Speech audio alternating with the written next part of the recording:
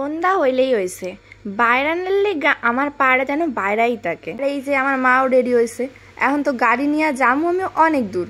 না না বেশি দূর যাবো না, কালনার মধ্যেই থাকবো। দেখো তোমরা সবাই ভালো করেই জানো আমাকে বাড়ি পূজা কিছুদিন বাদে, তাই আর কি আমার বয়ফ্রেন্ডের লইয়া আমি বেড়াই বসছি আজকে। ও হ্যাঁ, লগে আমার মাও রয়েছে, একা একা আবার বেরোন যাইবো না, তার লাগে আর কি মায়ের লগেই বেরোমু। প্রথমে গেছিলাম মায়ের স্যারের দোকানে, ওইখানে আমি একটা ব্লাউজ বানাইতে দিমু। ওইখান থেকে সোজা বেড়াইয়া আমি চলে গেছিলাম আমার ছোট পিসির বাড়ি, যেখানে আমার নিমন্ত্রণ করা ছিল আজকে। পিসির বাড়ি থেকে বেড়াইয়া আমি গেছিলাম এটিএম এ। আরে গাইজ আমার পয়সার দরকার, যদিও গাইজ আমার কিন্তু পয়সা কড়ি খুব একটা নাই। ওইখান থেকে চলে গেছিলাম একটা মিষ্টির দোকানে, আর ওইখান থেকে নেওয়া ছিল আমার কিছু মিষ্টি, কারণ আজ হইতেছে একাদশী।